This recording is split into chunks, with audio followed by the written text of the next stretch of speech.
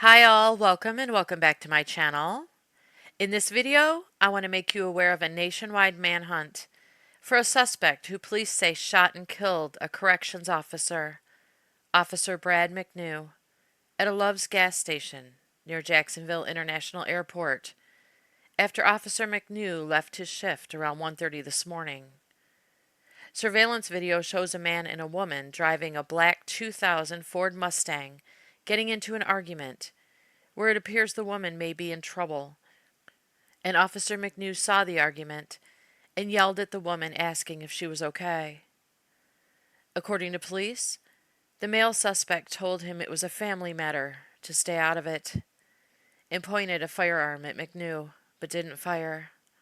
Then, as the man and woman were driving away from the gas station, the male suspect shot at McNew from inside the Mustang, hitting him and ending his life. Police say the Mustang was last seen around 2 a.m. heading northbound on Main Street toward Nassau County. The vehicle's license plate is a North Carolina plate.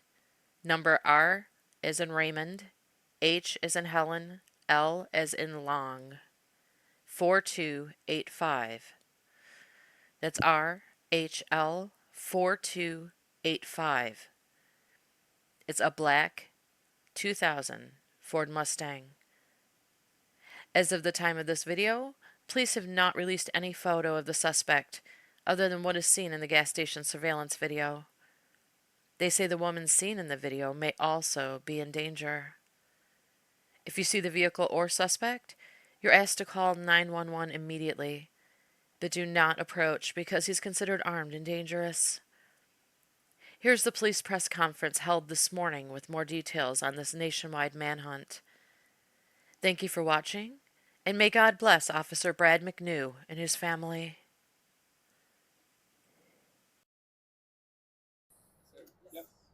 Listen, thank you all for coming out tonight or this morning. It's very important. We're going to tell you about an incident that happened tonight here at this at the truck stop here, involving one of our corrections officers, who's an active duty corrections officer, who lost his life to gunfire or was murdered tonight. So I'm going to let Chief Parker give you the details of the investigation thus far, and we'll answer your questions after that. Chief. Thank you, Sheriff. So good morning. This morning at approximately 1:20 this morning here at the Love's truck stop, there was a dispute going on between, from our for initial investigation, looks like there was a black male and a white female that pulled into the gas pumps. They were having a domestic dispute, kind of arguing. He gets out of the car, walks around during the argument, places a handgun on the hood of the car, gets her out of the driver's seat. Looks like he throws her down, throws her up against the car, throws her down, continues his battery.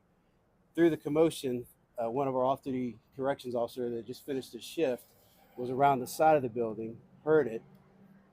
Looks like he looked around and voiced something as best we could tell, making sure the victim was all right. And the black male suspect walks over toward him saying, "Hey, it's family business, stay out of it." He goes back to the female, continues to argue. He gets the gun and points it in the direction of where our off-duty officer was. Did not fire the gun at that time.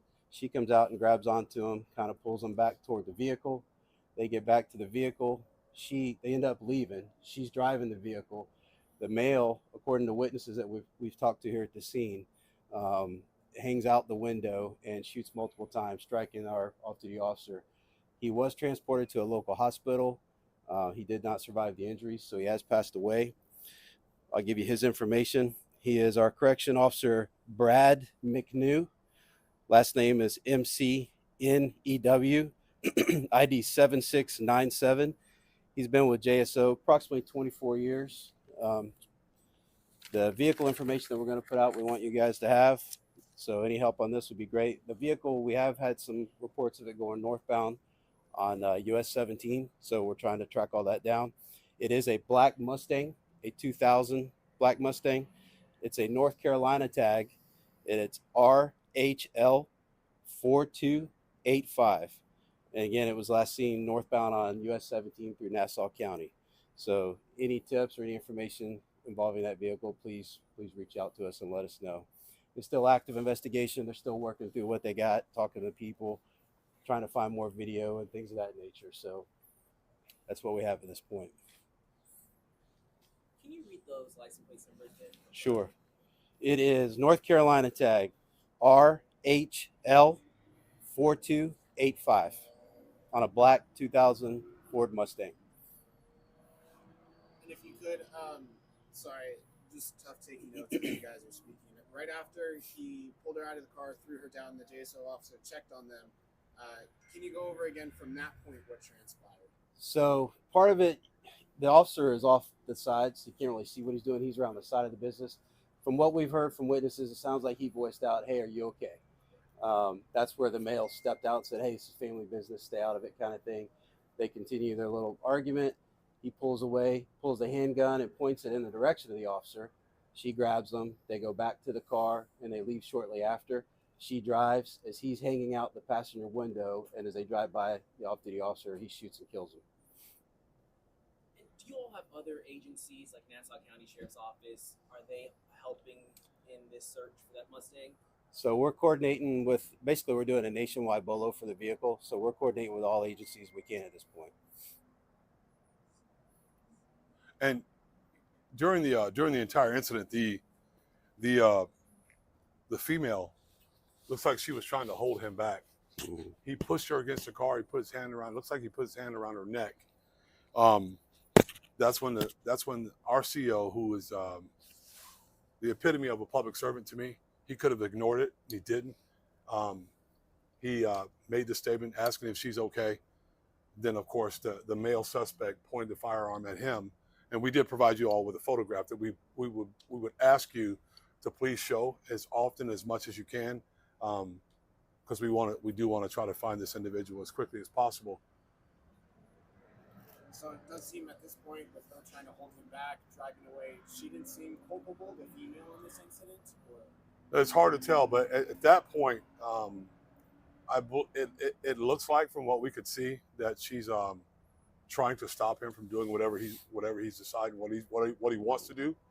And of course, when she drove off, then that's when he took the action that he took, killing our corrections officer. And then more information on the corrections officer. Does he have a family? Has his family been notified already? Family has been notified. Next of kin has been notified. We would have held that name back had that not been the case.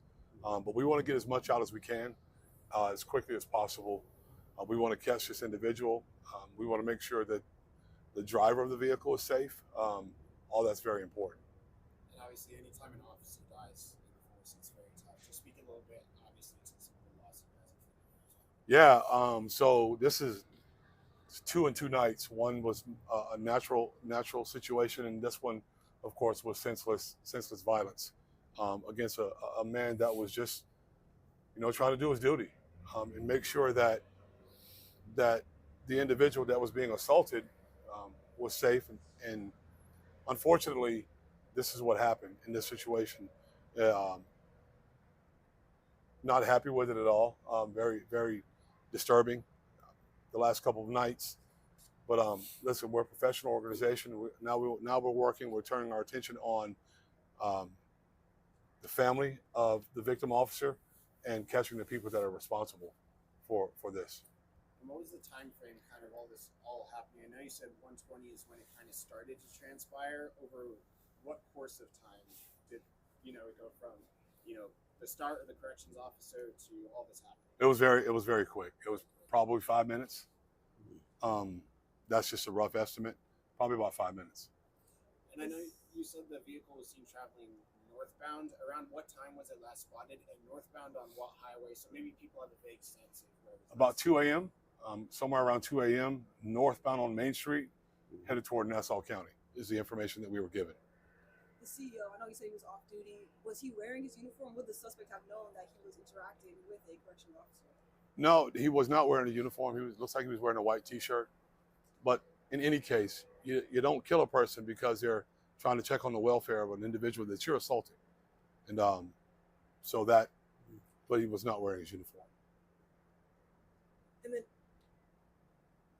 can you kind of describe the CO officer, like his career and like any accomplishments he had during that time? I don't have that information with me right now. From everything that I've learned, JSO is it's a large organization, so you don't get to know everybody personally. But everything I've learned, he had a stellar career, a good CO. Been here for a very long time, veteran, dedicated, and it's a big loss for us. Are you guys already in contact possibly with, you know, Nassau County and even possibly Georgia Police Departments for if he's headed in that direction? So this is going to be nationwide. We're contacting everybody that we can to get as much information out as we can, which is what took us a little bit of time to get here, because we want to make sure that what we give you is accurate. We don't want to give you any bad information. So we want to make sure we get that out. And once we got that good verifiable information, then we send that out nationwide. Any other questions? One more thing. What would be the message? I know you guys probably already spoke with the family, but like, what would be the message to his loved ones who probably are going to find out later this morning? That our hearts are broken for you, for him. It's a huge loss for our agency. Anytime we lose an employee, it's a huge loss, whether it be the one last night from a natural situation or him tonight from senseless violence. Our hearts are with him, and now we dedicate the rest of our time until we catch these individuals that are responsible for taking his life. When it comes to those individuals, is there anything else that like we as the community need to look out for, or anything like that? Like, was it like a sporadic situation, kind of? If that makes sense. Can you? I can't hear you. I can't hear you very well. In terms of like the community, like what can they look out for with these individuals? Was it like a sporadic incident, or kind of talk about that as well? I mean, he was assaulting her, so he's a violent guy. I would say remain vigilant. If you see him, we would consider him armed and dangerous, because we know he's killed one of our employees. They're driving a dark-colored Mustang. We believe it's a Mustang. It looks like a light-skinned black male, and maybe a light-skinned black female, or maybe white, Hispanic. It's very difficult to tell. But those are some things you should look out for. But don't approach him. I mean, you see the CO, the JSO employee approached him, or at least said something to him, and this is a result. So don't approach him. Pick up the phone, dial 911 if you see him, and let us know where you see him, as much detail as possible, and then we'll take care of business from there. Any luck so far in running those tags into, you know, finding a possible suspect identity, or was the car stolen? Anything that's kind of pointing you guys in the right direction? We're going in the right direction. We're definitely going in the right direction. We have some good information to work with. Thanks, Sheriff. All right, thank y'all very much.